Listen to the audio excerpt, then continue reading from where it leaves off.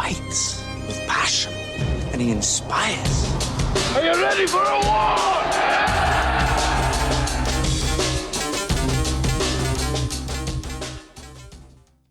All right, welcome back to From 8 Arbitration, Monday edition. Got back into town this morning.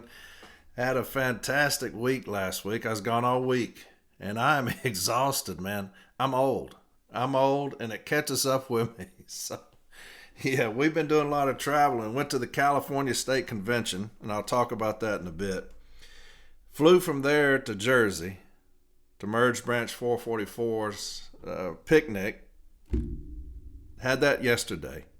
Awesome time. I'll talk about that. And so got in today, and I've got to do this episode, but I've been telling y'all I'm going to get to those charges from Darrin Nalls. We're going to talk about those charges. You remember the Weir report, okay?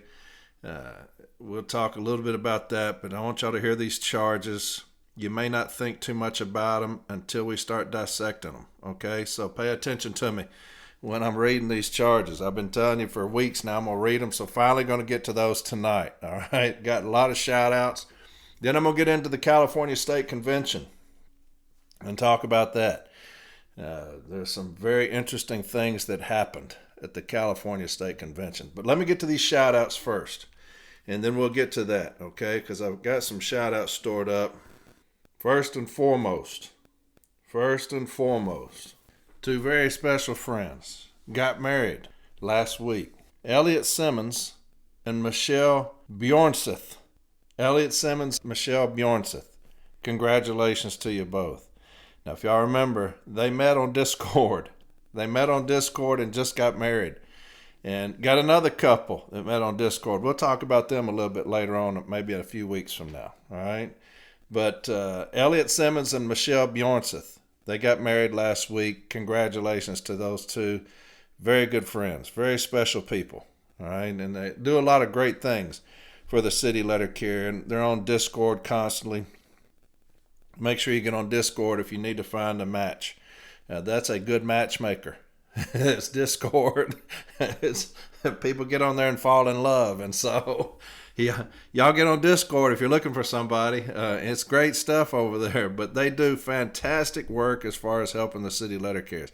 A lot of people that I meet talk about being on Discord and educating.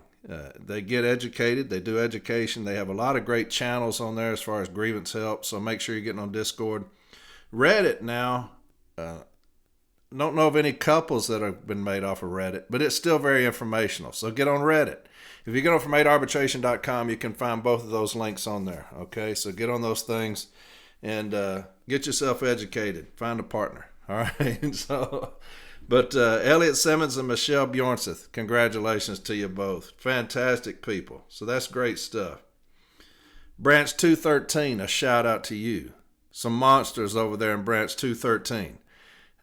Very special friend of mine is in that branch, and so he said, hey, give my people a shout out, Branch 213, show them some love. So there you have it, Branch 213 in Cali. A lot of California stuff. We had a great time in California, man, at the California State Convention. A lot of great stuff. How about Branch President Foul Turn of 1707, Branch 1707. Foul Turn. I hope I'm saying that name right. They wanted me to give you a shout out. Your people love you, brother. Thinking you're doing a fantastic job. Branch 1707 out of California. Foul Turn. Here's one somebody sent me. Huge shout out to Branch 825's Melissa Rakestraw, Javi, our vice president, Renee, and our Villa Park steward, Juanita Dela Cruz, with alternate steward Sarah. Juanita's been putting a fire at our postmaster's ass, and so I'm always going to do that shout out. Anytime you say that somebody's putting a fire at a manager's ass, I'm going to give a shout out to that. So Branch 825's Melissa Rakestraw, y'all have heard me talk about her. She keeps things as real as it gets. A fantastic young lady and a fantastic representative of the city letter carriers. Javi, our vice president, Renee, and our Villa Park steward, Juanita Dela Cruz, with alternate steward Sarah. Juanita has been putting a fire at our postmaster's ass, and so there you have it. That's a good one. Shout out to the Hampton Roads letter carriers. a new Facebook group for city carriers out in the 757. Shout out to the Hampton Roads letter carriers, a new Facebook group for city carriers out in the 757. Virginia Beach, Norfolk, Chesapeake, Portsmouth, Suffolk, Newport News, and Hampton. They're building this to support each other, share grievances, swap info, stay educated, and build camaraderie. That's what it's all about, brothers and sisters. Know your contract, help your fellow carriers, and don't go it alone. Fantastic information. I've always said, get you that core group that you can turn to, that y'all can shoot things to, spitball things with each other. Fantastic idea. I've got a great small group myself, and I think that that's crucial. So shout out to the Hampton Roads letter carriers, a new Facebook group from city carriers out in the 757. So if you're in 757, you got your new Facebook group. Get on there and educate yourselves. That's what it's all about at the end of the day. That's the reason I can't wait for the CLC to get in there to start educating. You're going to see education on steroids when we get in there. Here's something. October 26th, Colts versus the Titans, MDA. Join the NALC on the Indianapolis Colts field for the pregame full field flag experience during the national anthem. We'll be raising money for Muscular Dystrophy Association. For more information, Tim Houck, 260-760-3712, and it's $100. It's October 26th, Colts versus the Titans. Join the NALC on the Indianapolis Colts field for the pregame full field flag experience during the national anthem. We'll be raising money for Muscular Dystrophy Association. More information, Tim Houck, 260-760-3712, $100. You can checks payable to Tim Houck. Send checks 116 Emily, Emilie, Pine Place, Fort Wayne, Indiana, 46804. I read it again. Make checks payable to Tim Houck. It's Hous. Send checks 116 Emily, Emilie, Pine Place, Fort Wayne, Indiana, 46804. If you want to holler at him to get tickets, 260-760-3712. It's $100. All right, October 26th, Colts versus the Titans. All right, there's the shout-outs. Let's talk about the California State Convention. Very interesting. Very interesting goings-ons at the California State Convention. First off, thank you to everybody that came up to me when we were out there. Treated me with nothing but respect. I had an amazing time. Everybody with the CLC had an amazing time. We had a meet and greet, and that place was packed. There were people lined up down the hallway. It was an amazing time, and y'all showed us nothing but love. Of course, they love James Henry. He's from California, so they have love for James Henry, let me tell you. So he's a rock star out in California. And across the country, everywhere we go, people love James Henry. And it's obvious that James is going to win this thing.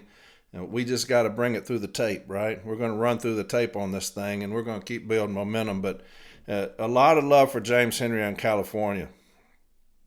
We had a fantastic time. I had a fantastic time getting to meet everybody. I've met a lot of people out there already, but so many people coming up talking to me about the podcast. I appreciate that more than you know. Because when I started this thing, I said, if it helps one person, if it just helps one person, it's worth it. And I truly mean that. If it helps one individual in one station, it was worth it all. Because I don't want anybody to get run over.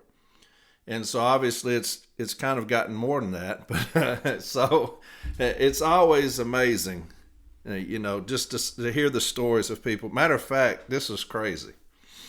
And this individual will appreciate this. My wife and I are leaving this morning. We're flying out of Jersey. It's like 4 in the morning, 4:30. So I'm walking through the airport, and this young man, he says, "Hey, Corey." And I look over, and he's walking up with someone, and he's like, "Hey, man, just want to let you know I appreciate the podcast." And so I'm like, that's crazy to me, because I'm a city letter carrier. I'll be delivering mail tomorrow. And so I'll be going to bed as soon as this is over because I'm absolutely bushed. But Yeah, that was insane, because you just don't, when you start something, you don't know if it's going to get, take off or not. I've never done a podcast before. Didn't listen to them. So that was pretty awesome. But it's that type of stuff that I'm talking about. But anyway, y'all know that Brian Renfro is going to lose. Brian Renfro is going to lose this next election. He knows it. The people that are running with him, whoever are, there's a few that will. A lot of them are going to be independent. They know it. The people that support him know it. They talk about it more and more that he's going to lose. We know it. He's going to lose. But when he gets up in the California State Convention, now this place is packed now. It's packed. Nobody claps for him. And he gets up there and he talks for 2 hours about him, me, me. Look at me, what I'm doing. All the people that I call, the people that text me, the Postmaster Generals text me just during the day. We're texting each other. He's talking about all this shit, right? Me. Look at me. And I can't stand that shit from a president. I detest that shit. His entire speech is about me. Look at me. Look at me. And I hate that. We got somebody else running that's just like that. Me, look at me. And that's the reason I love James Henry. It's because you've never heard that from James Henry. James Henry, it is we, us. What are we going to do? How can we do this? How can we? Everybody else runs me, look at me. Anyway, so he gets up there for 2-something hours talking about, look at me. I talk to this person. I talk to these people. They text me all the time. After that, got fucking shredded. I mean fucking shredded when they were asking questions. And he could not take it. He starts yelling from the podium. Just yelling out. Just loud as hell. And don't be a female and go up and ask him questions. He can't stand that shit for some reason. Miss Rocky Ocasio, she gets up there and starts asking questions, and he starts trying to talk over her, and she did not have it. She put that foot in his ass. Do not be a female. Melissa Rakestraw can tell you the same thing. I don't know what he's got against females, like him calling my friend a bitch down there in Biloxi. I don't know what he's got against females, but he disrespects the shit out of females all the time. But Rocky put her foot in his ass when he tried that. He was just getting crushed. And I'll talk a little bit about that when I get into these charges. But something happened after that. They came up with a general resolution, number 1. And Renfro had gone. He left. The last person that came up and talked was the retiree. And the retiree asked him to step down. And starts talking about, how he's divided this union and things and got to get this back together. And he said, just basically for the betterment of the union, you need to step down. And that was the last question that Renfro took. But after that, they gave a general resolution. And this is the general resolution. General resolution number 1. Whereas the National Association of Letter Carriers, National President Brian Renfro failed to negotiate a contract for over 500 days, and whereas President Brian Renfro repeatedly failed to make the call to send the national contract to arbitration in a timely manner, and whereas President Brian Renfro repeatedly made the United States Postal Service's case for them every time he spoke publicly about the financial hardships that the USPS was enduring. And whereas when a tentative agreement was finally reached, the national membership voted to reject the tentative agreement put forth by President Brian Renfro by a vote of 63,680 to 26,304. And whereas President Brian Renfro promised, in his own words, "We have built a strong case, and we will fight like hell in interest arbitration to achieve the best collective bargaining agreement for letter carriers that the process can produce." And whereas President Brian Renfro then ignored the vote of the national membership and officially agreed to every work rule that was included in that rejected tentative agreement, prior to the interest arbitration, and whereas President Brian Renfro still continued to make the USPS case for them by repeatedly speaking publicly about the financial hardships that the Postal Service is enduring, and whereas President Brian Renfro has failed in his duty to obey the legal and uncontested vote of the national membership, therefore, be it further resolved that the members of the National Association of Letter Carriers Branch 193 and the elected delegates of the California State Association of Letter Carriers, CSALC, convention place on record a vote of no confidence for National President Brian Renfro and demand that he step down from his position as National President of the NELC. And that was brought up and voted on unanimously. Unanimously. Not any discussion about it. Not a peep. Unanimously that was voted on. Not one person said nay. Not one. Think about that. At a state convention, the largest state we've got, California, amongst their delegates, that was brought forth, overwhelmingly passed, 100%. And so he's done.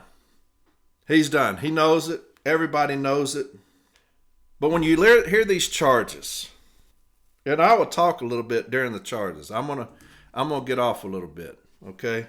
Because he continues to lie. In the Weir report, he lied and got caught lying by Chris Jackson at the National Convention. He continues to lie. He lied in this report. And I'm going to have to get on my man a little bit that did the report, because he talks about how he's been an advocate for decades. And maybe could have done a little bit better. There's, hindsight's always 20/20. But when we went to Jersey to merge branch 444, went to the picnic, I was talking to a DRT member that is retired. And I'm not going to name this individual, but has retired, and he was talking to me and said that he'd been doing it for years and decided to finally retire because it had turned into such a clusterfuck. And it was about Lloyd coming in there and saying in front of everybody that we're no longer going to do cease and desist. And it was a demand. It wasn't a request. It was a demand. We're no longer going to do cease and desist because the union is weaponizing the cease and desist. And that's what this guy was telling me. And we've said that before on these episodes about Barner, how he's turned into a fucking stool pigeon. And he just sits there on Lloyd's shoulder. Just, whatever Lloyd says, he just repeats it. And so he was just obviously dismayed about that. And he had the perfect analogy. And he said that, you have the collective bargaining agreement. And it's a promise from us to them and from them to us. This is an obligation, okay? And that's the reason there's the word joint in there when it talks about joint contract. That's both parties. And he said that, if you have a credit card and you sign off on that you're gonna do what you're required to do. They're gonna to give you money, right? You're gonna be able to use their credit card, but there's certain things that have to happen. You can't be late on your payment. If you're late on your payment, then there's a penalty for that. There's no exceptions. There's a penalty if you're late. You're going to get fined some money, right? He said that's our checks and balances, the credit cards. He said the joint contract administration is no different. If there's a violation, there must be a penalty. And our penalty is the cease and desist. We want them to stop. And their position is they can violate it with impunity. They don't have to abide by the Joint Contract Administration Manual, the thing that both parties have agreed to. And that's what was so frustrating. We've talked about that before here, is that there has to be a penalty for the violation of that. There's a penalty to us if we violate certain things. If you're talking about Section 5 of the ELM attendance, they use that against us all the time. If you violate that, if they say that you're not regular in attendance, there's a penalty for that. We cannot get out of that. There will be a discussion. And then there will be a letter of warning. That's a penalty. That's what that is. But management is stating that there is no penalty for them for violating the contract. We're the only ones held to that penalty. And that's how absurd all of this is. And that's the reason it pissed me off that this bitch-ass Barner goes in there and relinquishes that penalty to them. He says there is no penalty. As the executive vice president, I'm going to remove that penalty from y'all. I'm only going to say that the carriers can be penalized through discipline. I will be with you, Lloyd, and we will agree that there will be no penalty to management for violating the contract. They can violate it with impunity. We won't address it. We will get rid of the only thing that benefits the city letter carrier, the cease and desist. It doesn't affect the union. Again, the union is the agent. The Postal Service does not file grievances. They're not the aggrieved. The city letter carrier is the aggrieved, right? So anytime there's a violation of the contract, we are the aggrieved, and we need a remedy for that. What your agent has done is gone in with our enemy, the Postal Service, and has relinquished that. They have said, we will keep you from being penalized. That's what Barner has done. The only thing that the city letter carrier has as far as non-compliance, even the contract under Article 41 talks about when a situation becomes egregious enough, we will elevate that to a monetary award. Barner says, no, I will not go by Article 41. I will not acknowledge Article 41 when it talks about a cease and desist. I will say, as the executive vice president, that we do not hold management accountable with a cease and desist. That's what Barner said. And now Barner's talking about running for president. Could you imagine? Could you imagine? This guy, and he cannot blame it on bitch-ass Renfro. He cannot blame it on the worst president we've ever had. He cannot say, hey, if I did that, I would get in trouble. You cannot do that. That's the reason I have stated all along. It has to be about one thing and one thing only, the city letter carrier. You have to have a love for the city letter carrier. All those episodes ago when I talked about the love affair for the city letter carrier, that's how you have to think in every facet of your position, is the unbelievable love for the city letter carrier that overwhelms you in that position. If you do that, you will never be wrong. Listen to me. If you perform your duties as a president, executive vice president, whatever, shop steward, Formula A, if you perform those duties with a passionate love affair for the city letter carrier, you will never lose, even when we lose. You will never be wrong. I want you to fight for me.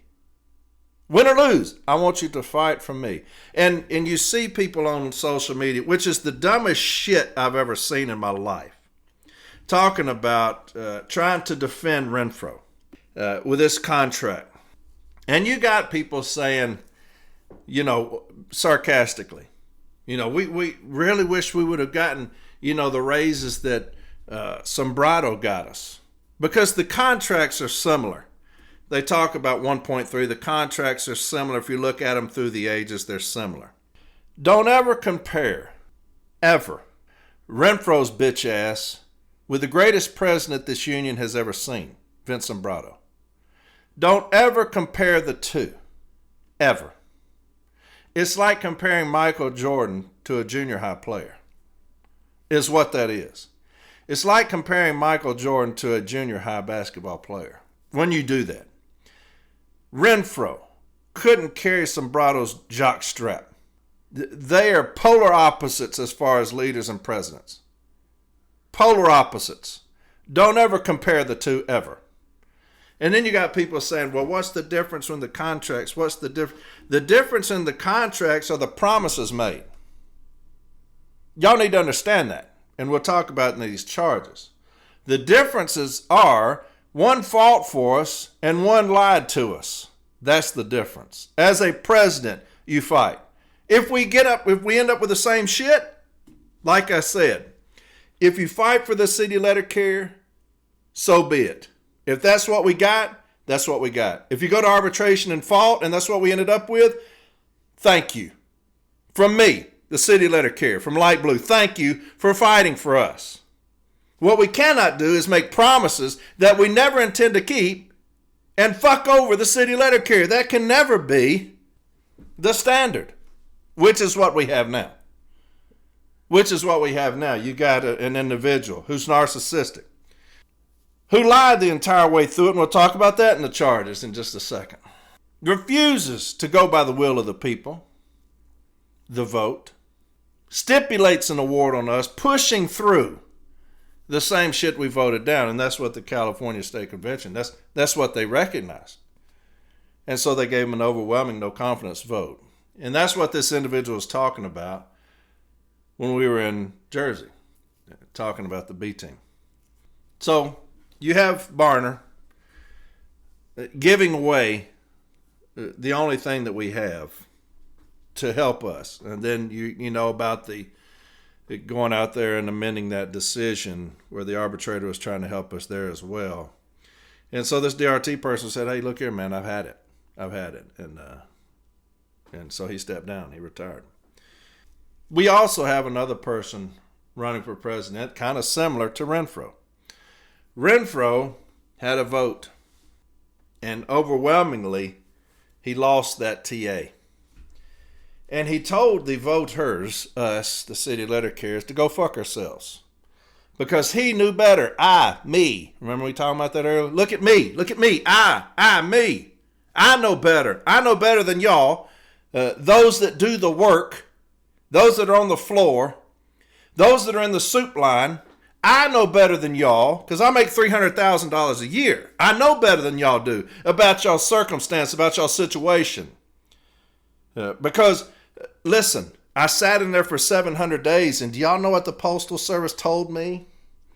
They told me that they were broke. So I know better than y'all. Y'all don't know what you're talking about. I know better. And then he forced this shit through. You have another person running for president. There was a vote, overwhelmingly, against this individual. What'd they say? Y'all wrong. Fuck y'all. Those that voted. I know better. Look at me. I know better than y'all. And so I'm going to split the vote because I know better. Hell, we're dealing with that now with Renfro. We're dealing with that now with Renfro. You have a vote, you lose. Oh, look at me. No, I know better. Anyway, so let's get into these charges. But that's the situation we're in. California, a no confidence vote, unanimous. He's done for. You go to Jersey, all the way across the country, and what they say? I had to step down from a job that I loved. I had to retire because the Postal Service and the union are in cahoots with each other, and the Postal Service has hijacked the grievance procedure. They've hijacked it, and we have allowed them to do it. There is a very simple solution. You've got to love the city letter carrier, and you've got to hold management accountable. Well, how do you do that? Well, you got the DRT memo. What does it state? It says that if you have all these cases backlogged at B, you will implement or activate the backup teams. What did management say about a year ago? Months ago? What did they say? We're not doing that. We're not activating the backup teams. We're not going to go by the memo. They said that. I had it on my episode. Long time ago. And do you know what Renfro said in the California State Convention? They're looking at filing a national level grievance because of that. This is 2 years running. This was brought up when the CLC was formed at the COP in Jacksonville. The presidents were in his ass about the backlog of grievances. 2 years later, now that he knows he's lost, now that he knows he's losing, hey, I've got a remedy for that. Let's do the backup teams. Well, fuck, man. Where were you 2 years ago? When James Henry was over the DRT before Renfro took that responsibility away from him, and we will talk about that in a second. We were backlogged about 6,000 grievances when James Henry was over the DRT. He took that responsibility away from him and gave it to Barner because he was bitter. He's a bitter little boy. And when James Henry came out against him, he started taking all of his responsibilities away. And we will talk about that in the charges. But he took those responsibilities away and he gave them to Pony Boy. Okay? And from there, he took those away from Pony Boy and gave them to Dan Toth. Now, when James Henry was over the DRT, we were backlogged about 6,000. Y'all know how many were backlogged today? Over 30,000 cases at DRT. 30,000 cases at DRT. Coast to coast, you talk to people. And in between, Seattle, we were talking to individuals. California, Jersey, we were talking to individuals. Haven't had decisions in over a year. A year. Removals. Carries are out 7, 8, 9 months. And don't let anybody tell you, well, it takes that long to get to. Bullshit. The Postal Service has hijacked the grievance procedure because we have two motherfucking cowards at the top that don't know their ass from a hole in the ground and for some reason refuse to go to arbitration nationally. Now that Renfro's lost his ass, he's saying, we're looking at taking this to national arbitration. Brother, we are back 30,000 grievances and you're just now pulling your head out of your ass talking about going to national arbitration. Now, have you heard this new thing that they're putting out? Fight like hell to save your job in 2026. This is on the NALC site. Fight like hell to save your job in 2026. So now he's going to do some fear mongering to try to win the election. Listen to me, brother. It is too fucking late. It is too fucking late.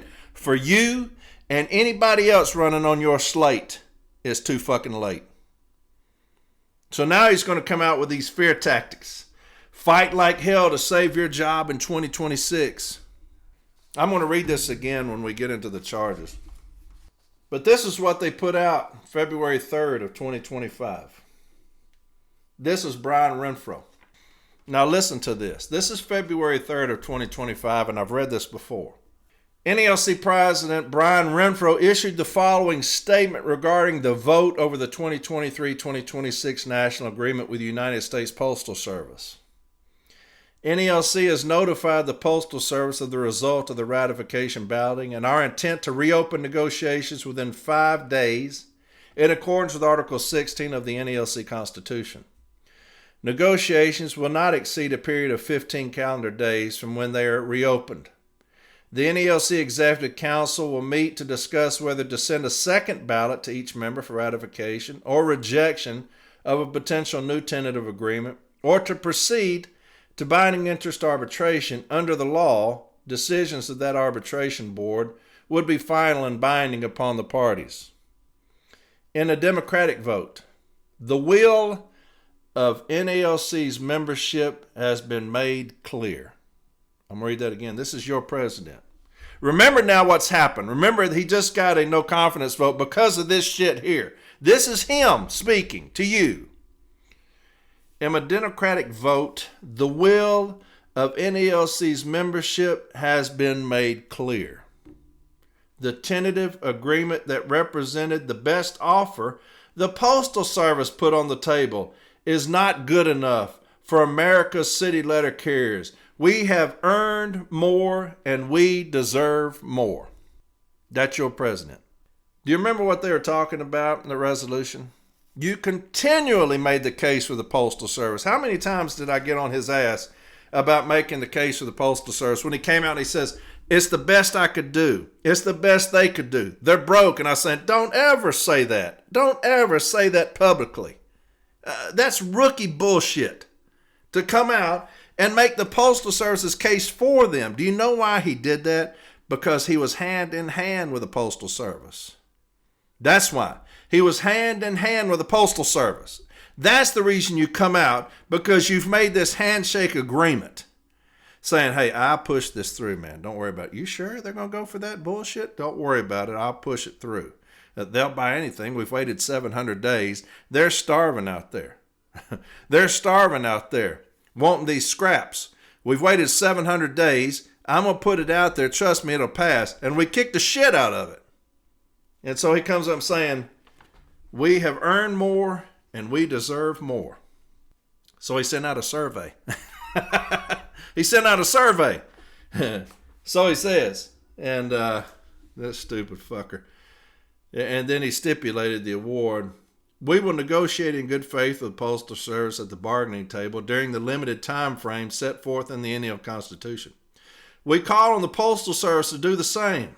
As I made clear since the very beginning of this process, NALC is well prepared to fight like hell for a better contract and interest arbitration. And that is exactly what we will do if the Postal Service is unwilling to reach agreement on terms that fairly compensate and reward our members. And then this dumb fool stipulated an award pushing through the very tentative agreement that we voted down. And he even said, in a democratic vote, the will of NALC's membership has been made clear. He said, fuck the will of the membership. Fuck the will of the membership. But let's get into these charges, because I'm going to go off about those too, and I can't be here all damn night. I didn't want this to be long. It's already 45 minutes. So these charges.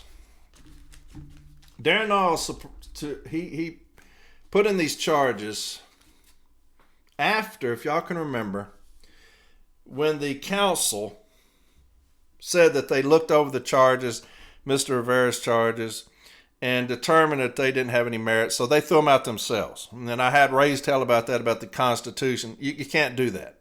The Constitution is clear. You can't do that. So Darrin Nalls files charges himself. Now, I'm going to read 2 letters, and then we'll get into these charges. It's a lot of shit, but very interesting. It might be boring to some, but we'll get into some of this stuff. This investigator is supposed to be very good, and I think that as an advocate, I'll show you what I'm talking about. Here's 2 letters that Darrin Nalls received. First one, July 11th, 2025. Dear Brother Nalls, I'm writing to confirm receipt of the charges that you filed dated May 27th, 2025. We received the following charges at NELC headquarters on May 28th, 2025. Charge 1, violation of the NELC Constitution, conduct, collusion, complicity, conspiracy, culpability, and abuse of power. Charge 2, neglect of duty, President Brian Renfro, EVP Paul Barner, and Administrative Assistant Cindy Cheney. Charge 3, neglect of duty, Secretary Treasurer Nicole Ryan. Please be advised that your charges were reviewed by the NELC Executive Council on June 17th of 2025. The council voted to remove Administrative Assistant Cindy Cheney from charge 2 because she's not an officer or member of the NELC. Furthermore, concerning charges 1 and 2, Brother Craig Bishop of Branch 133 has been assigned per Article 10 by Vice President James Henry. You can expect him to reach out to you pertaining to his investigation. Now, this one was sent out July 10th, a day prior. And so I guess they got in the meetings that we're fixing to fuck shit up. It says, Brother Nalls, I'm writing to confirm receipt of the charges that you filed dated April 25th, 2025. We received the following charges in NELC headquarters on April 28th. Charge 1, violation of the NELC Constitution, conduct, abuse of power. Charge 2, neglect of duty, President Brian Renfro. Charge 3, neglect of duty, Executive Vice President Paul Barner.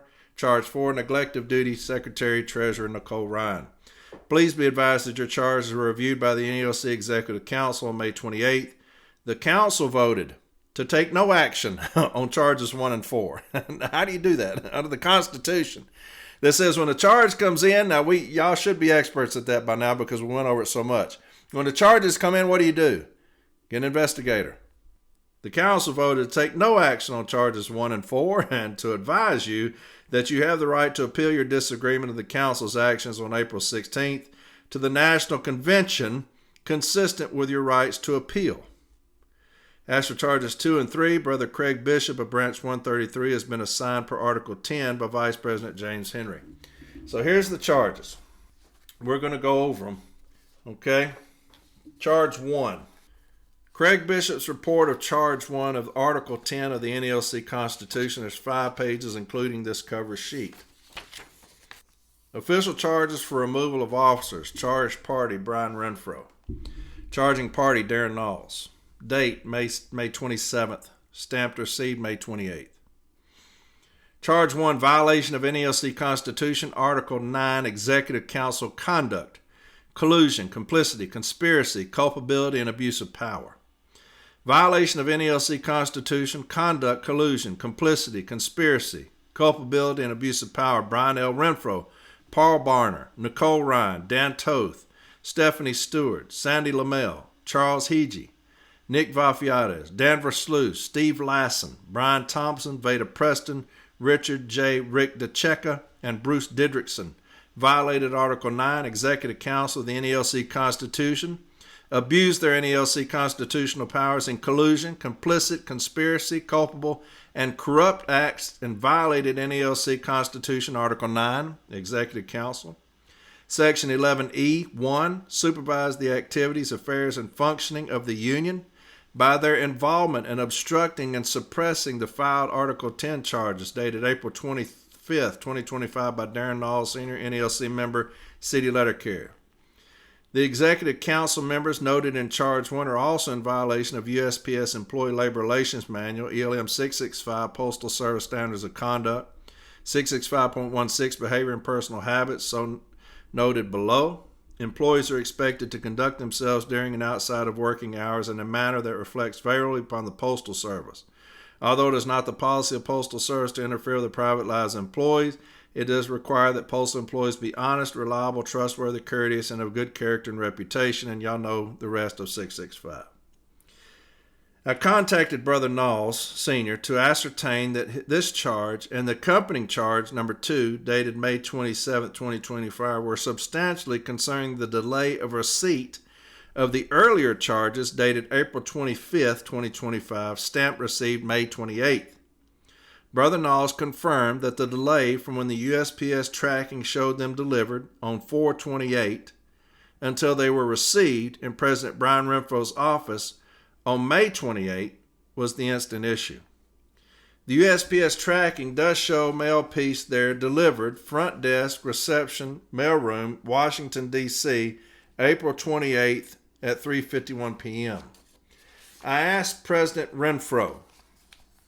Darrin Nalls, NALC Branch 459, mailed Article 10 charges to NALC headquarters with tracking number there, which were scanned delivered by the USPS on April 28th of 2025. To the best of your knowledge, was this mail piece ever received here? President Renfro answered, I did get them. I don't know exactly what day. We discussed them in the Executive Council meeting. I asked Executive Vice President Paul Barner. Darrin Nalls, NALC Branch 459, mailed Article 10 charges to NALC headquarters with tracking number there, which were scanned delivered by the USPS on April 28th of 2025. To the best of your knowledge, was this mail piece ever received here? EVP Barner answered, my understanding is that it ended up on Brian Renfro's desk. Brian was out on assignment, so it just sat on his desk.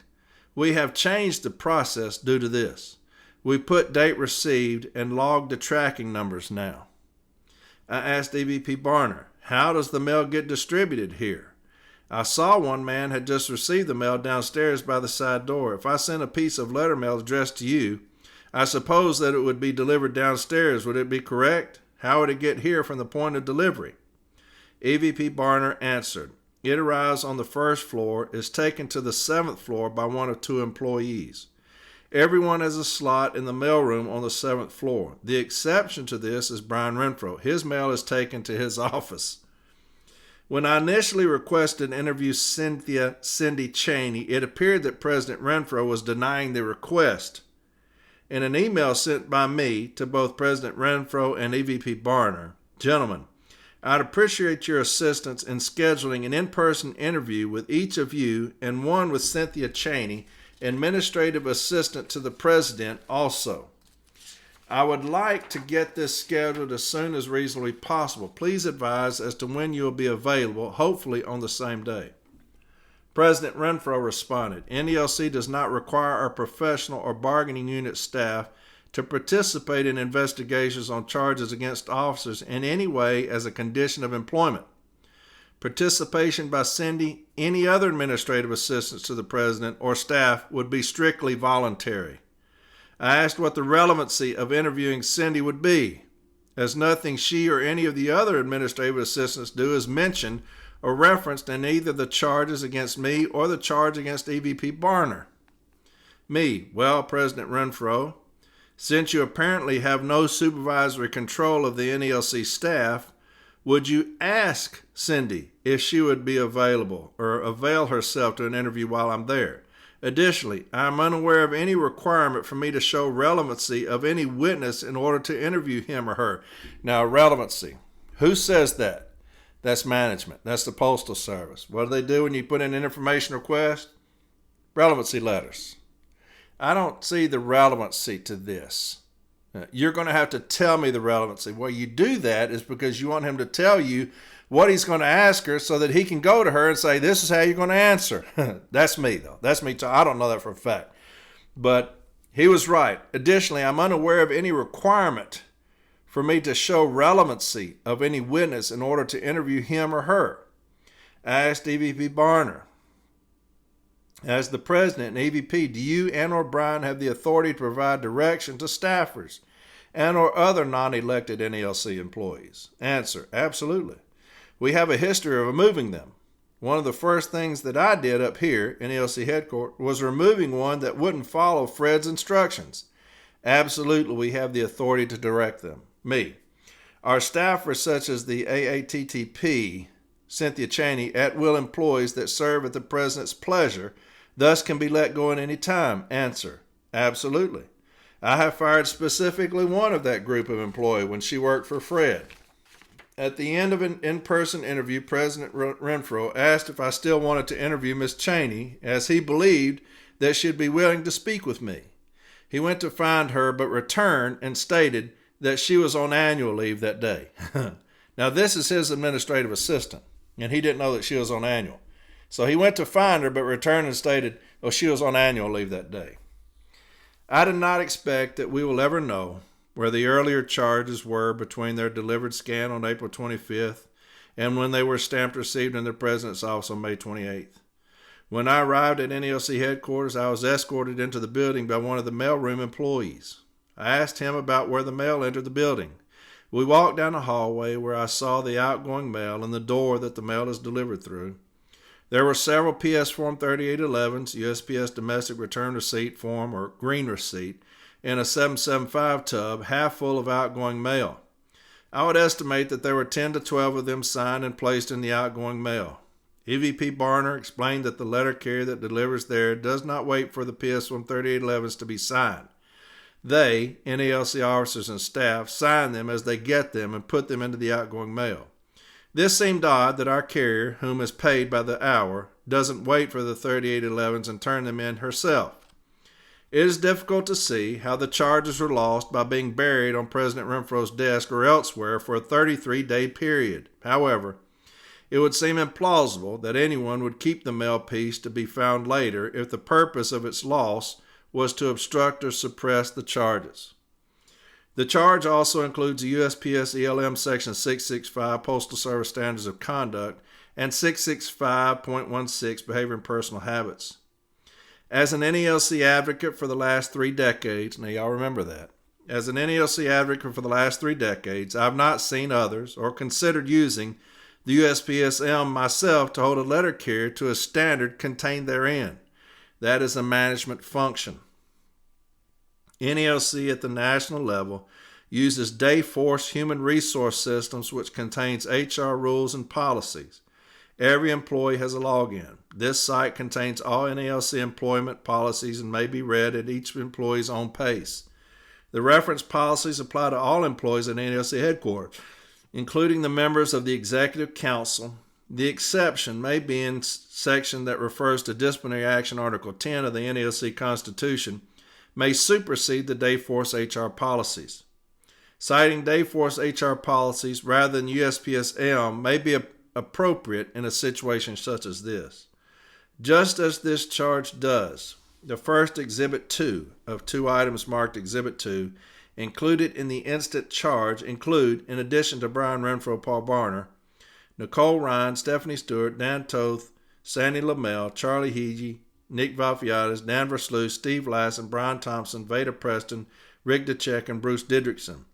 The reference Exhibit 2 is a copy of a Facebook post. This is not evidence, but a recap of another charging party's concerns and with another poster's opinion added. And so that's charge 1. Here's charge 2. And there's 2 of them. Craig Bishop's report on charge 2.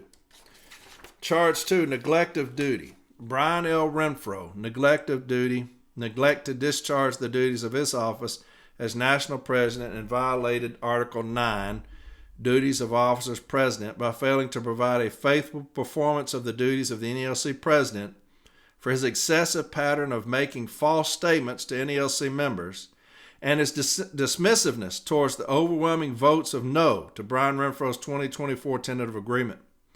Brian Renfro's collusion with Doug Tolino, former USPS Deputy Postmaster General, and recently appointed Acting Postmaster General and Chief Executive Officer during the collective bargaining negotiations and expedited arbitration process that resulted in causing harm to NALC city letter carriers. President Renfro acted in bad faith towards his members, and his decisions were not in the best interest of city letter carriers, and his decisions were not representative of the will of the NALC members. President Renfro caused a breach of trust among NALC members, resulting in multiple NALC branches across the United States of America demanding that Brian Renfro resign from his office of president. Y'all just heard the California State Convention did the same thing, basically based off of the same thing here. I have broken down charge 2 into 4 manageable sections as follows.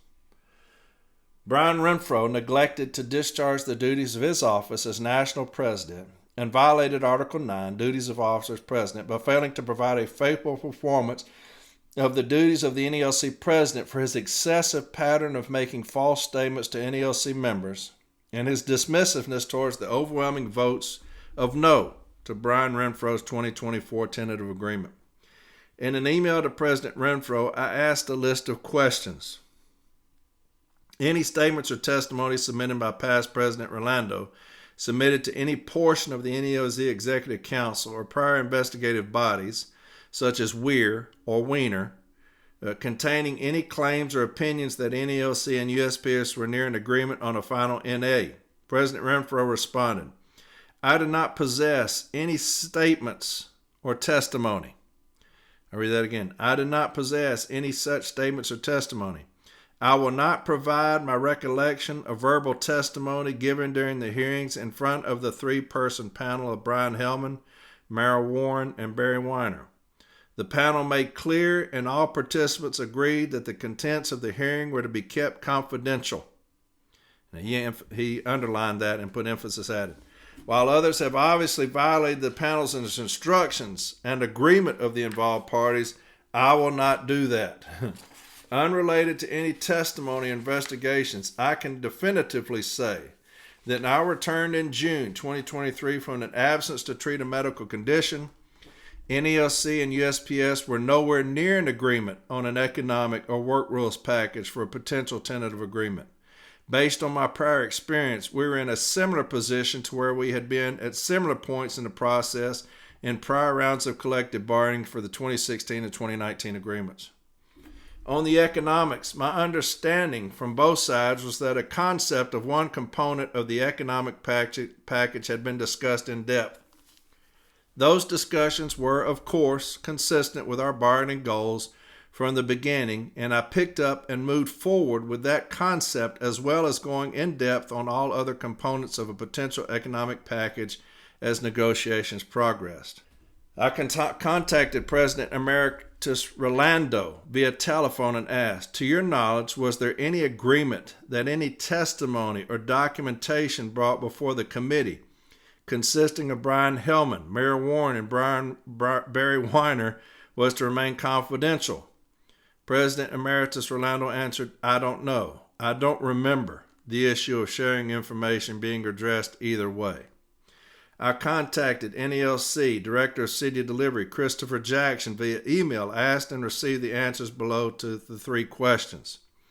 1. Referring to the 3-person panel of Brian Hellman, Myra Warren, and Barry Weiner that was formed in response to the Weir report, did the panel require all participants to agree that the contents of the hearing were to be kept confidential? If so, is that agreement still in place?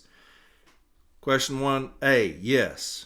Question 1B, no. After the Executive Council voted on the charges after receiving the 3-panel report, which I appealed the Executive Council decision to the NELC 73rd Biennial Convention in Boston, the investigation, charges, and the panel report were no longer confidential.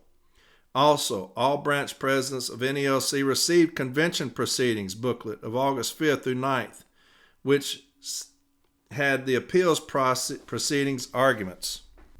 2. Did anyone assist or represent you in front of the Hellman Warren Weiner panel? Question 2A, Charlie Miller was my TA. 3. Were you assigned to a subcommittee to bargain during the negotiations for the 2023 National Agreement? No, I was on leave.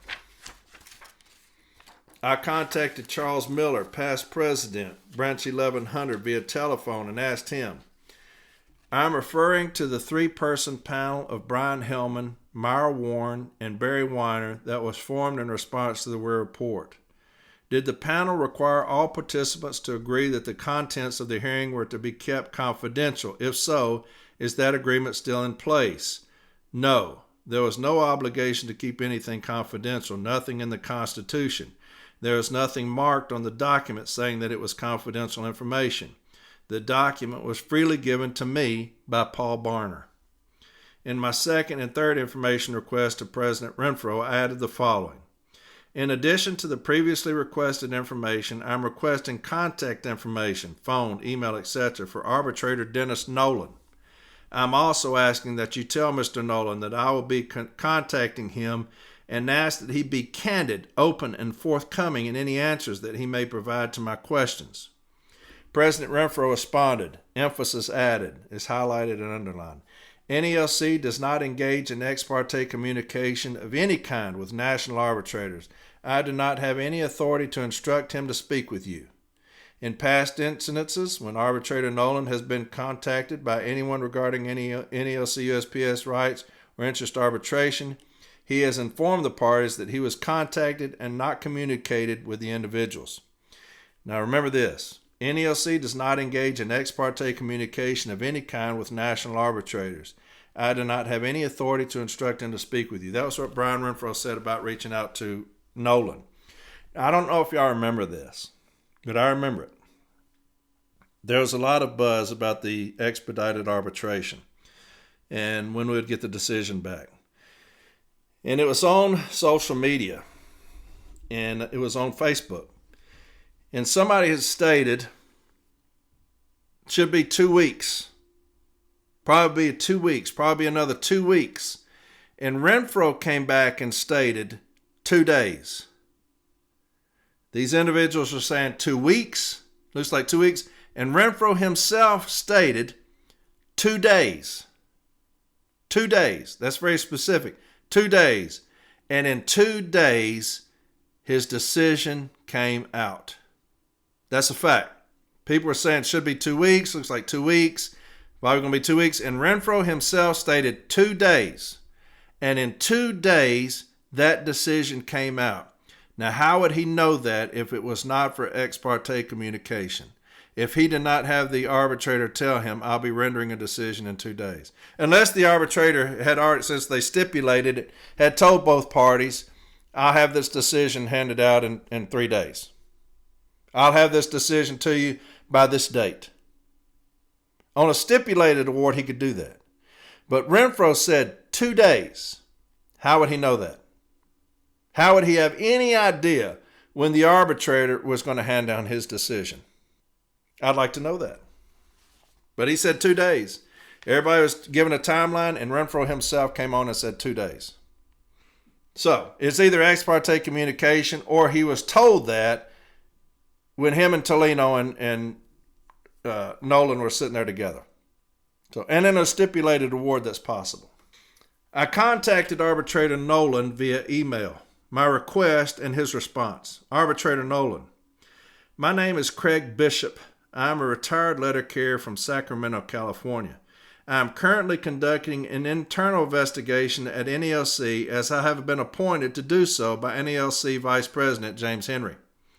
I would like to speak with you concerning the process that produced the arbitrated award dated March 21st, 2025, which set the terms of the 2023-2026 National Agreement between the United States Postal Service and the National Association of Letter Carriers. I'd be willing to communicate in person with a little prior scheduling as I'm in California, thus would need to travel via telephone or email. Time is of importance to me as the NELC Constitution provides a limited time frame, 30 days, for me to provide a report to the Executive Council. You may contact NELC Vice President James Henry to verify my authenticity via email at henry@nelc.org or his cell phone or home or office phone. Your time and attention is greatly appreciated, Craig Bishop. Mr. Nolan replied via email. Thank you for your message. As I'm sure you know, arbitration is a confidential process. An arbitrator cannot discuss the decision without the express consent of both parties. I'll read that again. This is Arbitrator Nolan, who handed down the decision. Thank you for your message. As I'm sure you know, arbitration is a confidential process.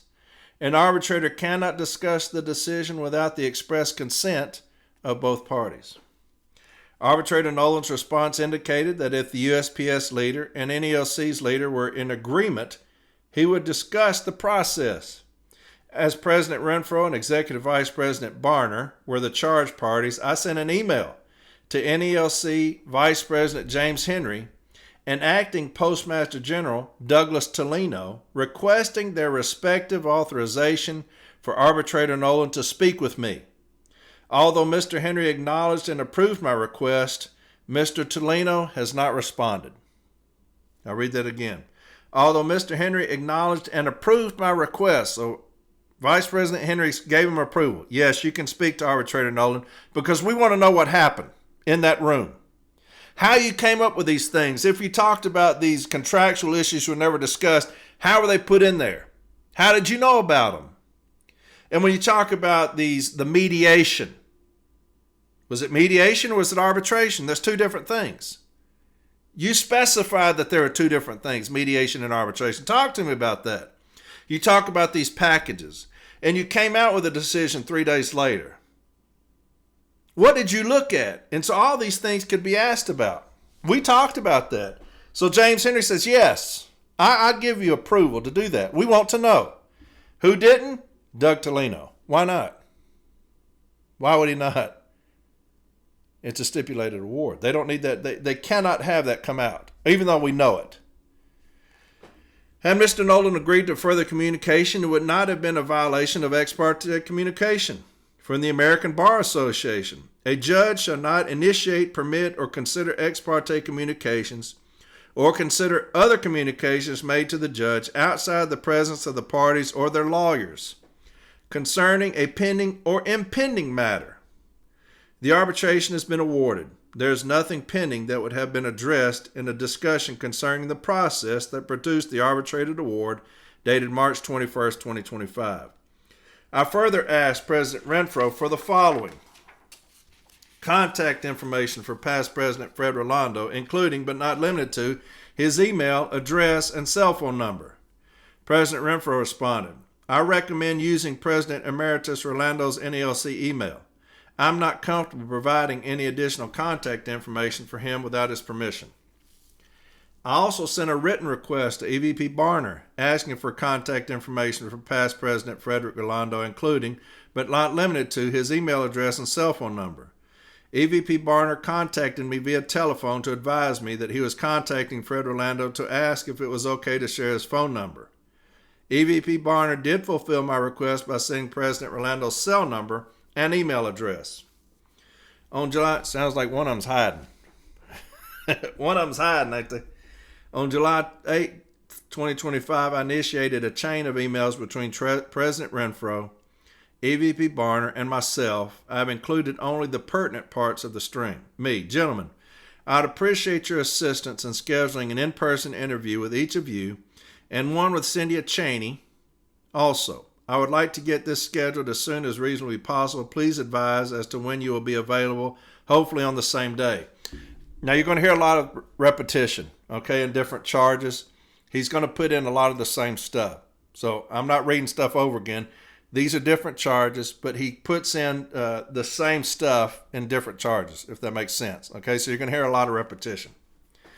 President Renfro, NELC does not require professional or bargaining unit staff to participate in investigations on charges against officers in any way as a condition of employment. Participation by Cindy, any other administrative assistants to the president or staff would be strictly voluntary, emphasis added. Asked what the relevancy of interviewing Cindy would be, as nothing she or any other administrative assistant do is mentioned or referenced in either the charge against me or the charge against EVP Barner. Me, well, President Renfro, since you apparently have no supervisory control of the NELC staff, would you ask Cindy if she would avail herself to an interview while I'm here? Additionally, I'm unaware of any requirement for me to show relevancy of any witness in order to interview him or her. Now listen to Renfro, the narcissist. There is no reason for unprofessional, sarcastic responses such as this. I'm deeply disappointed that such an experienced NELC member would resort to this level of immaturity. Now, I'll read this again. Now, here's the investigator. Well, President Renfro, since you apparently have no supervisory control of the NELC staff, because what does it say? There's no requirement for me to furnish this person. Would you ask Cindy if she would avail herself to an interview while I'm there? Additionally, I'm unaware of any requirement for me to show relevancy of any witness in order to interview him or her. And that's true. There's nothing in the Constitution saying I have to show any relevancy. I'm investigating something.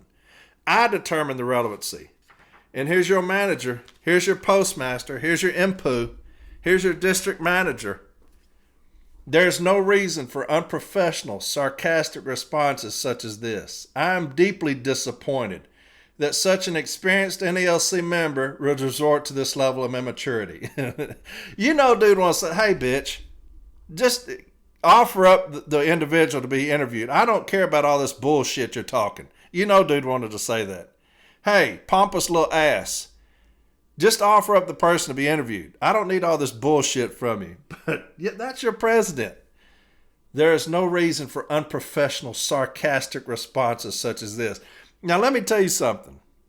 You talking about unprofessional, sarcastic? If you would have been at the California State Convention when I talked about Rocky Ocasio, talking to him, questioning him, how he treated her, she'd be talking and he would just interrupt her. Is there anything else you want to ask about? Is there anything else you want to talk about, investigate? Is there any? And she's like, hey, I'll ask the questions. You don't ask questions from me. I'll ask questions here. You answer the question. That's what she was telling him. You don't tell me what to ask you. I'll ask you what I want to ask you. But here's this dumb fuck. There's no reason for unprofessional, sarcastic responses such as this. This is the most unprofessional, sarcastic, narcissistic bitch I've ever seen in my life.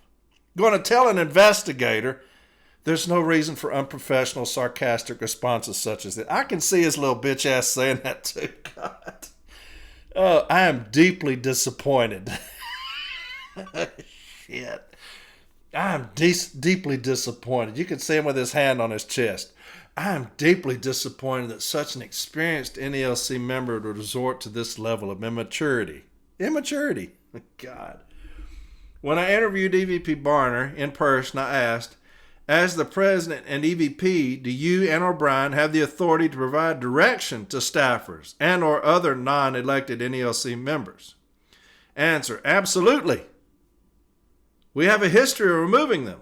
One of the first things I did up here, NELC headquarters, removing one that wouldn't follow Fred's instructions. Absolutely, we have the authority to direct them. So you got Renfro acting like a straight-up cowardly son of a bitch. You got Barner said, yeah, at least he's answering it properly. Yeah, we can direct him to come talk to you. Absolutely, we have that authority. Later in the interview, I asked AVP Barner, are staffers, such as the AATTP's Cynthia Cheney, at-will employees that serve at the president's pleasure, thus can be let go at any time? Answer, absolutely. I have fired specifically one of that group of employees when she worked for Fred. Emphasis added. When I interviewed President Renfro in person, I asked, are staffers, such as the AATTP's Cynthia Cheney, at-will employees that serve at the president's pleasure, thus can be let go at any time? Answer, the ones that are not bargaining unit employees, 3 of them are. At the end of the interview, President Renfro asked if I still wanted to interview Miss Cheney, as he believed that she would be willing to speak to me. He went to find her but returned and stated that she was on annual leave. The discrepancies above demonstrate either a list of misunderstandings or pattern of making false statements. Each reader will need to decide which they believe is correct. Now that's the investigator. Let me read that again. The discrepancies above demonstrate either a list of misunderstandings or pattern of making false statements. Now, which one do you think is making false statements? I've got Barner, who I don't know has lied. I've not heard of him lying. He's just cowardly. He can never be in another position of power. Ever. He's just cowardly. A conceitor. Okay? You got Renfro, the biggest liar I've ever seen in my life. Weir called it out. Now you have this individual calling it out. He's catching him lying. I'll read that again. The discrepancies above demonstrate either a list of misunderstandings or a pattern of making false statements. Each reader will need to decide which they believe is correct. If you're a liar, you're a liar. That's just the way it fucking is. Now here we go. The last question that I asked President Renfro prior to the conclusion of the in-person interview. Do you have anything that you would like to add or any statement concerning the charge? Yes, in reference to, for his excessive pattern of making false statements to NELC members. I've never made a false statement to NELC members, much less a pattern. That's Renfro. I've never made a false statement to NELC members, much less a pattern. Now I'm going to get on my man just a little bit here. He's done a great job so far with what he's got, this investigator, Mr. Bishop. As an advocate, and he says that he's a seasoned advocate. He's been doing it for a long time. And I'm sure he has. I'm sure he was quite successful. You never ask questions that you don't know the answer to. You're letting him make a statement. He's making a statement to you. Would you like to add or any statement concerning the charge? Now, the charge is about false statements. So to me, you go to Nalls and you say, give me examples of false statements and give me evidence of that. Give me proof of that. You got witness statements. You got written statements from Renfro. So when Renfro says, I never made a false statement to NELC members, much less a pattern, I would say, talk to me about the zero tolerance policy addressed in Boston. Talk to me about that. When you say that you've never made a false statement to NELC members, what are you talking about? Well, when you're defending yourself against the Weir report, and Mr. Jackson was on the floor, and he asked you about the zero tolerance policy. You stated in front of everyone.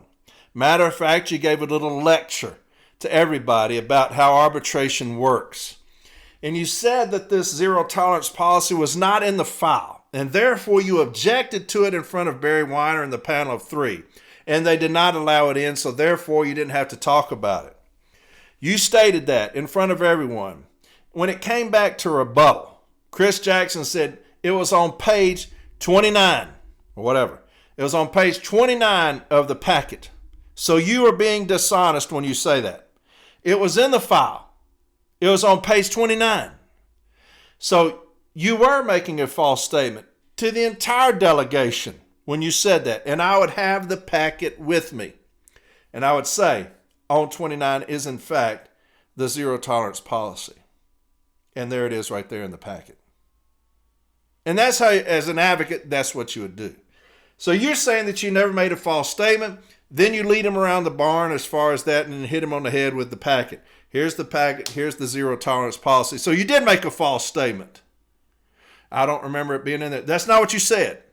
You said as a matter of fact, it was not in there. Therefore, it was not allowed. Because it was not in there, you told the panel of 3.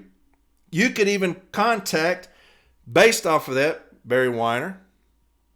Is this the file that you received? Yes. Is the zero tolerance policy in there? Was it in there? Yes, it was. Now you have a corroborating witness other than the packet. Did you say at the Boston Convention, when challenged about Mr. Henry, about making false statements about him, about the sexual harassment, which are proven to be false, which is another false statement, did you say then that you would get with Mr. Henry within the next few weeks or few months and talk to him? Yes. Have you talked to him as of today? No, I have not. That's a false statement. Did you tell the members nationwide that you would settle for nothing less than 9% in the tentative agreement? No. Okay, I've got it right here in the postal record, or in this here. It says, President Brian Renfro stated, I will settle for nothing less than 9%. Is that you? Well, yeah, I said that. Did you settle for less than 9%? Yes. That's making a false statement. That's what that is. Did you tell the carriers in a COP that it would be an all-career workforce, it would be a non-starter? What does a non-starter mean? That I wouldn't consider anything other than an all-career workforce. Did you tell the members that in Jacksonville? Yes, I did. Do we have an all-career workforce? No. Did it come out in the TA? Yes. So it's not based off of an arbitrator's decision? No. So in the TA, you did have something other than an all-career workforce? Yes. That's providing a false statement. Did you tell the CCAs? Did you tell the CCAs that they were going to get a substantial starting wage? Yes. And in the TA, did you come out with less than $1 raise for them? Yes. That's providing a false statement to the members. Even at the California State Convention, listen to me. Even at the California State Convention, he was pressed several times. And this is how much he lies, because he forgot he lied.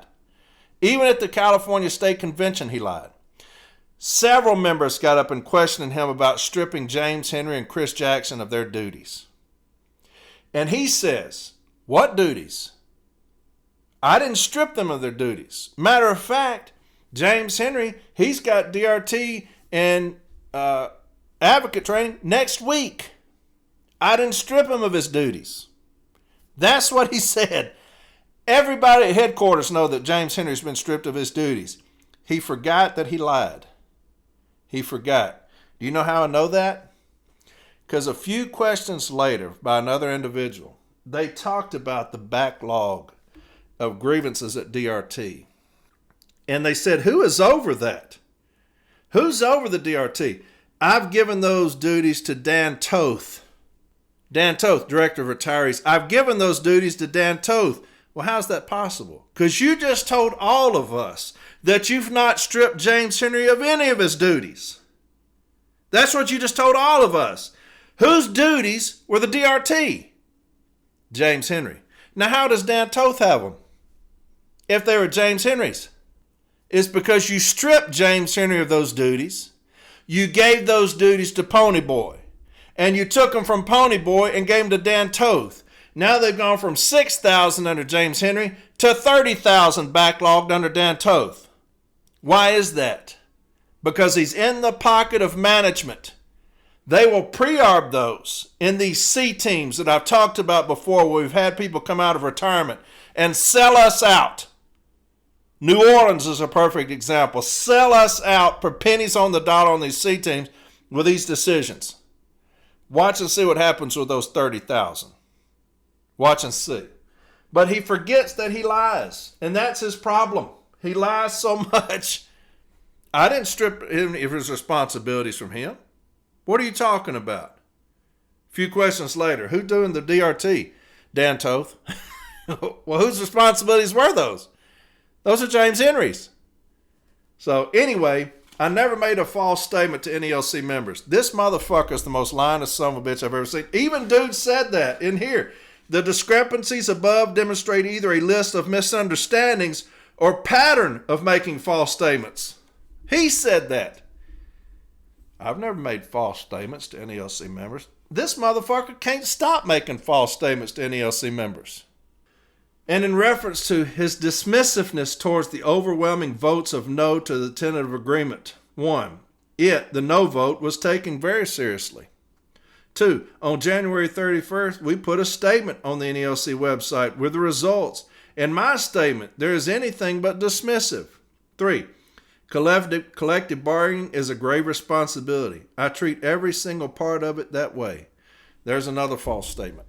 This motherfucker. God. And you got motherfuckers comparing him to Sombrado. Can you fucking believe it? This is the most disgusting, dishonest, disingenuous, lying motherfucker I've ever seen. And he's our fucking president. And he doesn't give a fuck. Do you know why he don't give a fuck? This will go probably to the convention in LA if they insist on it. And you'll have those motherfuckers stand up, those business agents. If y'all vote against him, that's ruining y'all's career. God. Number 2, Brian Renfro's collusion with Doug Tolino, former USPS Deputy Postmaster General and recently appointed Acting Postmaster General and Chief Executive Officer during the collective bargaining negotiations and expedited arbitration process that resulted in causing harm to NELC city letter carriers. I attempted contact twice with Doug Tolino via email to ask if he had released the letters bearing his name, leaked Tolino letters. I attached the letters to the email. Mr. Tolino did not respond to either of these email messages. It does not appear that the leaked Tolino letters, dated January 29th and March 17th, were written or authorized by Doug Tolino. President Renfro and EVP Barner both stated that the letters were fake and being investigated by the Postal Inspection Service. I would ask for those results of that investigation. This information was independently supported by NELC Director of City Delivery Christopher Jackson. Mr. Jackson stated that it is unlikely that they were written by Doug Tolino and that the Office of Inspector General had initiated an investigation in an attempt to discover where they originated. As noted in item 1 above, I contacted arbitrator Dennis Nolan via email to request to interview him. I wrote, I would like to speak with you concerning the process that produced the arbitrated award dated March 21st, 2025. Will set the terms of the 2023-2026 National Agreement between the United States Postal Service and the National Association of Letter Carriers. I would be willing to communicate in person with a little prior scheduling as I'm in California, thus would need to travel via telephone or email. Mr. Nolan responded, thank you for your message. As I'm sure you know, arbitration is a confidential process. An arbitrator cannot discuss the decision without the express consent of both parties. Since President Renfro and EVP Barner are the charged parties, I sent the request for authorization jointly to NELC Vice President James Henry and Doug Tolino. I told you this is repetitive, but this is how it's going. Mr. Henry replied via email approving the authorization request. Mr. Tolino has not responded to my request. Without being able to interview Mr. Nolan, there is no independent documentation available from an active participant showing collusion between Mr. Renfro and Mr. Tolino during the arbitration proceedings. So Tolino knew what he was doing. He probably got a phone call from Brian and said, hey, don't talk to this motherfucker. So I wouldn't put that past him. He spent the whole time in California talking about how he texts back and forth with Postmaster and all this shit. Number 3, President Renfro acted in bad faith towards his members and his decisions were not in the best interest of city letter carriers and his decisions were not representative of the will of the NELC members. Article 9, Section E of the NELC Constitution states, E, The President shall have the authority and responsibility for carrying out the collective bargaining duties of the union. They may designate such members of the bargaining committee as they choose and take all steps they deem necessary and proper to enforce the rights of the union and its members under all collective bargaining agreements, including the determination of referred all matters to arbitration. And they shall appoint a ballot committee pursuant to Article 16 hereof. Article 9 clearly provides President Renfro with the authority to negotiate the USPS and ELC collective bargaining agreement. He completed this responsibility by reaching the tentative agreement. Pursuant to Article 16 of the NELC Constitution, the tentative agreement was presented to the active membership for acceptance or rejection. The March 2025 Postal Record reported the active membership of the National Association of Letter Carriers voted to reject the ratification of the tentative 2023-2026 National Agreement with the United States Postal Service. The vote was 63,680 to reject the agreement versus 26,304 to accept it, as reported by NELC's Ballot Committee Chairman Paul Rosnowski of Royal Oak, Michigan, Branch 3126. Whether President Renfro's decisions were in the best interests of city letter carriers is subjective. Each member must form an opinion as to whether any decision was good or bad. No evidence has been presented or discovered to demonstrate that President Renfro intentionally made any decisions that he believed were not in the best interests of the city letter carrier craft. It may be argued that President Renfro's decisions were not representative of the will of the NELC members by citing the approximate 70% of the vote on the tentative agreement being cast to not ratify. However, the NELC Constitution makes the provisions in Article 9 and 16 for deferring opinions to be held and weighed as noted above.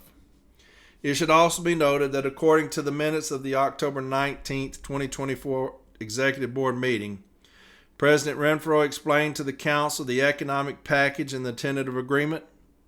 President Renfro then turned the meeting over to NELC consultant James Sauber. NELC consultant James Sauber explained to the Council with a PowerPoint presentation the economic reality of the Postal Service. The conclusion as related to the Council is that the money just isn't there. Emphasis added. I'll read that again. The conclusion as related to the Council is that the money just isn't there. The minutes of the Executive Council, as provided by NELC Assistant Secretary Treasurer Mac Julian, show that the negotiations for a national agreement were discussed at the Council meetings during the negotiated period. 4. President Renfro caused a breach of trust among the NELC members, resulting in multiple NELC branches across the United States of America demanding that Brian Renfro resign from his office of president. One need to exist in a vacuum, to not see or be aware of various groups on social media and elsewhere that express dissatisfaction with the current direction of NELC and some of its leadership. However, there is neither time nor resources to substantiate the statement. Attempting to do so would be irrelevant, as Article 10 of the NELC Constitution dictates the process of charging and removal of officers in case of neglect of duty or violation of this Constitution. There is no provision that an incumbent officer resign due to multiple branches demanding a resignation. Article 10 of the NELC Constitution states in part, and it talks about the removal of officers. So there's that one. Charge number 3. Almost done. Now there's one that's long. It's real long. It's already an hour and a half in. There's one that's exceptionally long, but we'll get through it, right? Dated April 25th, 2025. Stamped received May 28th, 2025. Charge 3, neglect of duty, Paul Barner.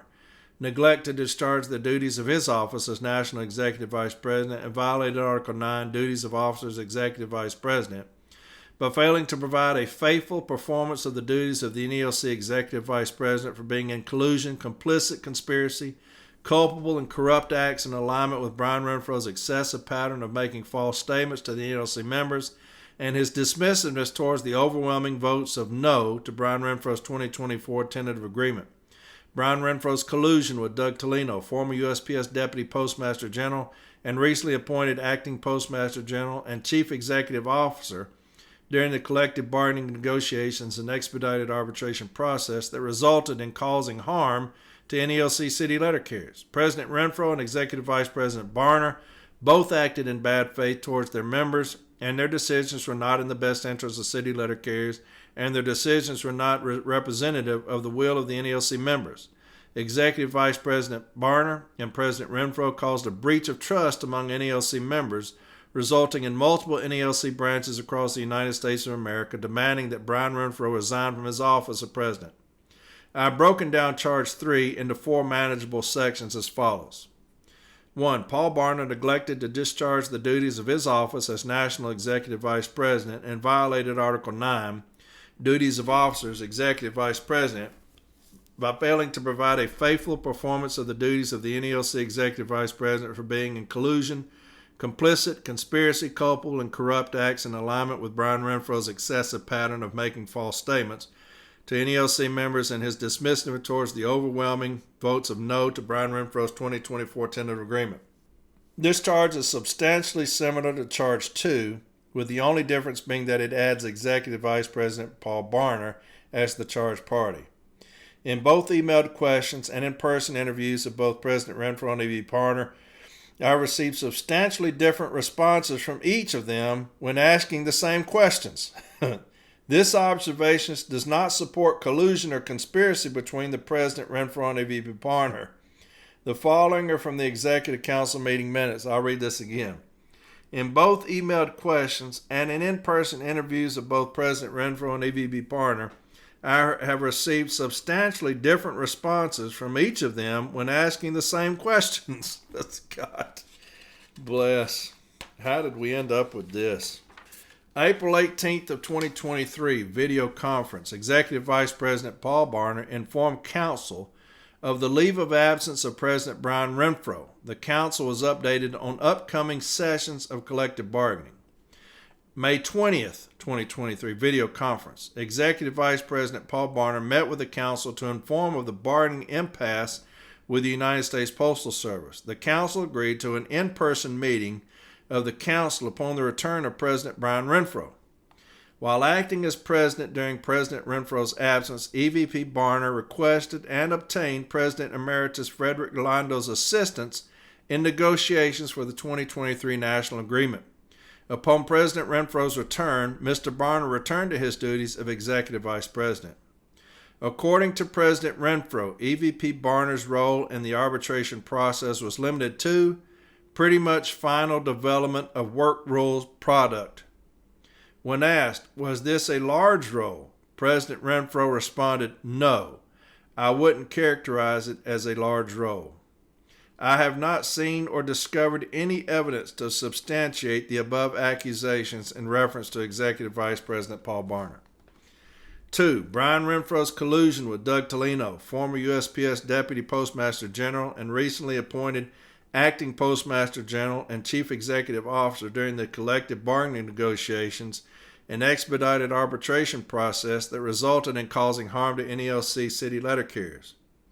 I attempted to contact twice Doug Tolino via email to ask if he had released the letters bearing his name, the leaked Tolino letters. I attached the letters to the email. Mr. Tolino did not respond to either of these emails.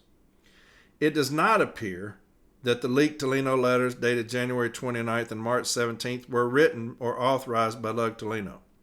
President Renfro and EVP Barner both stated that the letters were fake and being investigated by the Postal Inspection Service. This information was independently supported by NELC Director of City Delivery Christopher Jackson. Mr. Jackson stated that it is unlikely that they were written by Doug Tolino and that the Office of Inspector General had initiated an investigation in an attempt to find where they originated. As noted above, EVP Barner had a minimal role in the resulting arbitration process. 3. President Renfro and Executive Vice President Paul Barner both acted in bad faith towards their members, and their decisions were not in the best interest of city letter carriers, and their decisions were not representative of the will of the NELC members. EVP Barner's role in contract negotiations concerned work rules rather than economic issues following the return of President Renfro in late June 2023. He had minimal role in the arbitration process that followed the rejection by the active membership of the tentative agreement. During the in-person interview, I asked AVP Barner, have you made any decisions that you now believe were not in the best interest of city letter carriers? And he answered no. Do you think he would answer yes? Article 9 states that there. Article 9 clearly provides President Renfro, not EVP Barner, with the authority to negotiate the USPS NELC collective bargaining agreement. And I have to agree with that. As big of a coward as Barner is, and he has hurt us just as much as Renfro because of his cowardice. He has devastated the DRT. Devastated, and it has devastated the city letter carrier. I make him as just as culpable as harming the city letter carrier as Renfro. But as it comes to this, the Constitution gives sole authority to Renfro to do exactly what he did. He fucked us over, and the Constitution gave him sole authority to do so. He handled it all, and he said he did. This was my decision, and my decision alone. Nobody on the Executive Council had any input when he went into collective bargaining. Initially, they did. But he handled these things alone, and I believe he handled them alone because he knew that he was going to jump in management's pocket and fuck us over. I believe that, sincerely, I do. Because I have proof of that after the TA was resoundingly defeated, what he did is proof positive that what I said is true. Barner has nothing to do with it. He handled it while Renfro was gone, while he was MIA. Barner handled that. But as soon as Renfro came back, Barner was out. So I don't see how he could be held culpable for Renfro's negligence. I just don't. Now, where Barner was negligent was when those charges came out and he started making phone calls, drumming up support to shoot the charges down and not sign an investigator. You remember that? He starts making all these backdoor phone calls. Hey, we're having an executive council meeting. Side with us and vote against these charges going forward. He did do that, but that's not what he was charged with. So he is a piece of shit, just not here. 4. Executive Vice President Barner and President Renfro caused a breach of trust among NELC members, resulting in multiple NELC branches across the United States of America demanding that Brian Renfro resign from his office of president. One will need to exist in a vacuum to not see or be aware of various groups on social media and elsewhere that express dissatisfaction with the current direction of NELC and some of its leadership. However, there is neither time nor resources to substantiate the statement. And he reads that again. And so that's that one. What I fought Barner in as EVP is blind faith. Blind faith to the president. And James Henry knows he will not get that from me. I support James Henry 100%. I think he will be the greatest president we've had since Sombrado because of his passion and his knowledge. His record is legendary. Legendary.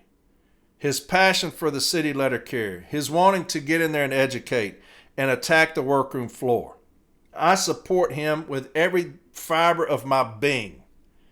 I would not if I didn't think that he was the one for the job. I know he's the one for the job, and he will win hands down. I don't care if they run 20 people. James Henry will win hands down. But he knows that when it comes to siding with him or the city letter carrier, I'm going to side with the city letter carrier every single time. That's just who I am. I'm not going up there to kiss anybody's ass. Not going to happen. That's where Barner has failed, is that he has turned into basically Renfro's ass kisser. And he's a coward. And so you can't have either one of those as president. I do know that he's coming out as president. He has about as much chance as that stick I'm looking out outside in the yard as becoming president because he's a coward. And he knows it. The shit he's done to us. Ask the DRT. If they're being serious, ask the DRT about what Barner has done. Okay? And his willingness to violate our Constitution. To me, that's despicable. All right.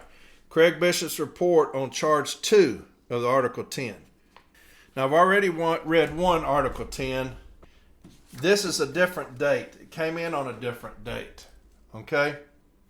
Charged to neglect of duty, Brian Renfro, Paul Barner, neglect to discharge the duties of their offices as National President, Executive Vice President, and violated Article 9, Duties of Officers President, Section 1M, for the faithful performance of the above duties, and Article 9, Duties of Officers, Executive Vice President, Section 2D, for the faithful performance of the above duties, and that their collective roles as Executive Council members, Article 9, Executive Council, Section 11E2, establish and order compliance with such rules, regulations, or procedures consistent with this Constitution as are required for the effective management of the affairs of the Union. By failing to provide a faithful performance of the duties of the NELC President, Executive Vice President, and failing as Executive Council members to establish and or compliance with such rules, regulations, or procedures consistent with this Constitution for their involvement along with Cindy Cheney, Administrative Assistant to the President, position title AATTP, so noted in Office of Labor Management Standards Source, in violations of 18 U.S. Code 1701, obstruction of mail, generally which states in part, whoever knowingly and willfully obstructs or retards the passage of the mail or any carrier or conveyance carrying the mail shall be fined under this title or imprisoned not more than 6 months or both. Brian L. Renfro, Paul Barner, along with Cindy Cheney, also violated USPS ELM 665. We've already talked about that. Can't be held accountable to that in this proceeding. I contacted Brother Darrin Nalls Sr. to ascertain that this charge and the accompanying Charge 1, dated May 27, 2025, were substantially concerning the delay of receipt of the earlier charges, dated April 25, 2025, stamp received May 28. Brother Nalls confirmed that the delay from when the USPS tracking showed them delivered, 4/28, until they were received in President Renfro's office on May 28th was the instant case. I'm getting sleepy. The USPS tracking does show a mail piece there delivered, front desk, reception mail room, Washington, D.C., April 28th, 3:51 p.m. I asked President Renfro, Darrin Nalls, NELC Branch 459, mailed Article 10 charges to NELC headquarters with a tracking number there, which were scanned delivered by the USPS on April 28th. To the best of your knowledge, was this mail piece ever received? President Renfro, I did get them. I don't know exactly what day. We discussed them in the Executive Council meeting. I asked Executive Vice President Barner, Darrin Nalls, NELC Branch 459, mailed Article 10 charges to the NELC headquarters with tracking number there, which were scanned delivered by the USPS on April 28. To the best of your knowledge, was this mail piece ever received? EVP Barner answered, my understanding is that it ended up on Brian's desk. Brian was out on assignment, so it just sat on his desk. We have changed the process due to this. We put date received and log the tracking numbers now. Now, I know this sounds familiar, but these are two different dates that these reports are turned in. I asked EVP Barner, how does the mail get distributed here? I saw one man had just received the mail downstairs by the side door. If I sent a piece of letter mail addressed to you, I suppose that it would be delivered downstairs. Would it be correct? How would it get here from the point of delivery? EVP Barner answered, it arrives on the first floor, is taken to the 7th floor by one of 2 employees. Everyone has a slot in the mailroom on the 7th floor. The exception to this is Brian Renfro. His mail is taken to his office. I do not expect that we will ever know where the earlier charges were between their delivered scan on April 25th and when they were stamped received in the President's office on May 28th. When I arrived at NELC headquarters, I was escorted into the building by one of the mailroom employees. I asked him about where the mail entered the building. We walked down the hallway where I saw the outgoing mail and the door that mail is delivered through. There were several PS Form 3811s, USPS Domestic Return Receipt Form or Green Receipt, in a 775 tub half full of outgoing mail. I would estimate that there were 10 to 12 of them signed and placed in the outgoing mail. EVP Barner explained that the letter carrier that delivers there does not wait for the PS Form 3811s to be signed. They, NELC officers and staff, sign them as they get them and put them into the outgoing mail. This seemed odd that our carrier, whom is paid by the hour, doesn't wait for the 3811s and turn them into herself. It is difficult to see how the charges were lost by being buried in President Renfro's desk or elsewhere for a 33-day period. However, it would seem implausible that anyone would keep the mail piece to be found later if the purpose of its loss was to obstruct or suppress the charges. The charges also include USPS M Section 665, and I've already talked about that. And he talks about the day force again. The charge cite a violation of 18 U.S. Code 1701, obstruction of mails generally, which states in part, whoever knowingly and willfully obstructs or retards the passage of the mail or any carrier or conveyance carrying the mail shall be fined under this title or imprisoned not more than 6 months or both. The mail was not obstructed or retarded pursuant to Postal Operations Manual Section 612.11, which states designation of agent unless otherwise directed. An addressee's mail may be delivered to his or her employee, a competent member of the addressee's family, or any person authorized to represent the addressee, or who customarily receives the addressee's mail. Now this is faded, so it's hard to read. A person or a number of persons may designate another to receive their mail. Designation of another person to receive mail should be in writing, but not special forms if furnished or required. The USPS tracking does show mail piece there, delivered, front desk, reception mail room, Washington, D.C., April 28th at 3:51 p.m. The charge letter further refers to Exhibits 5, 6, 7, 8, 9, and 10. The file contains 2 different sets of exhibits numbered 5 through 10. The second set appears to be the reference set as it contains emails authored by Darrin Nalls Sr., Brian Renfro, and Cynthia Chaney. The closest statement to a threat that is found in the exhibits is an email from Brian Renfro to Darrin Nalls, which states in pertinent part, unfounded accusations and demeaning the staff and officers of NELC with lies such as corrupt individuals at National through charges in the trash will not be tolerated. Each reader will need to form an opinion as to whether this statement was an appropriate response to the chain of emails that had been exchanged or a threat from Brian Renfro to Darrin Nalls. And that's this dude, man.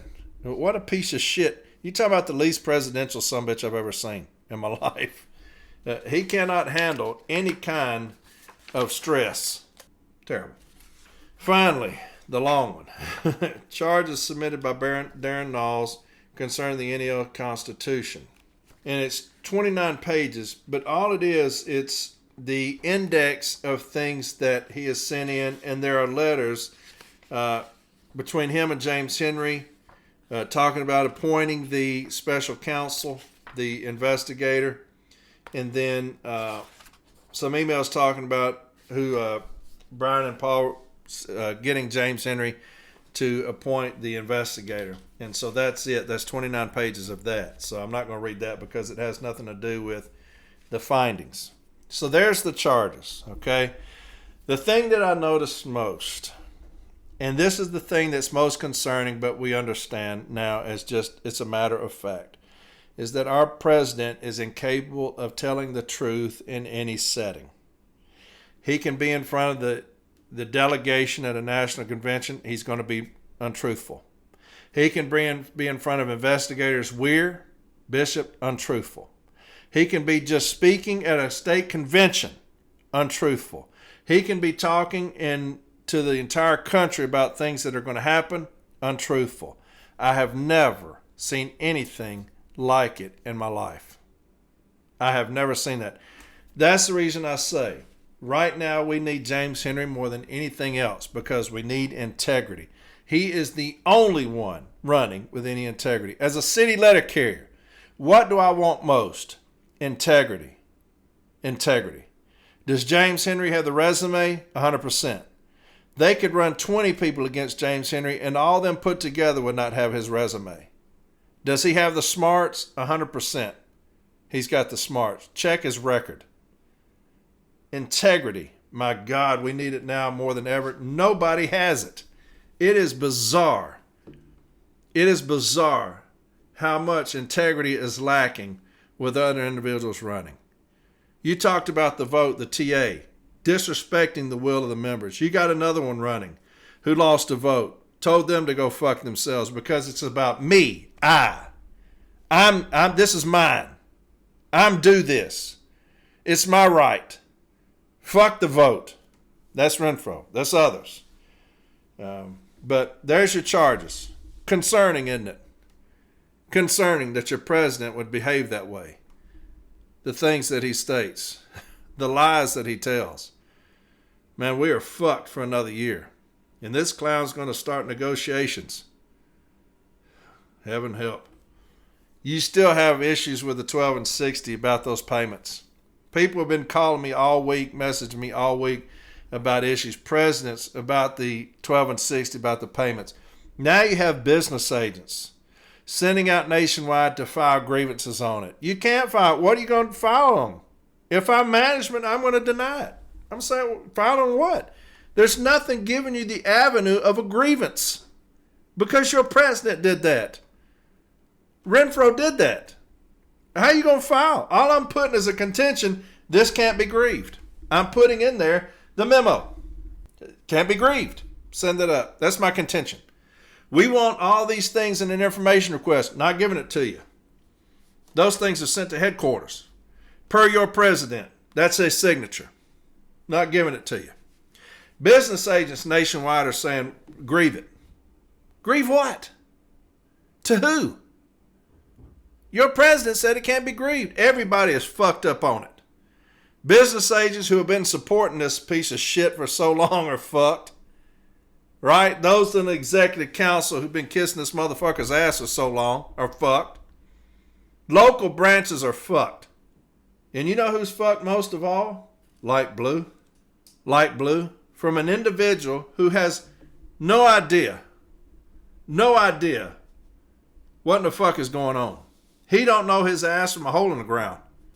But he keeps making decisions. Do you know why? Because your executive council supported him and defended him. He will lose if he runs. Anybody on his slate will get trounced.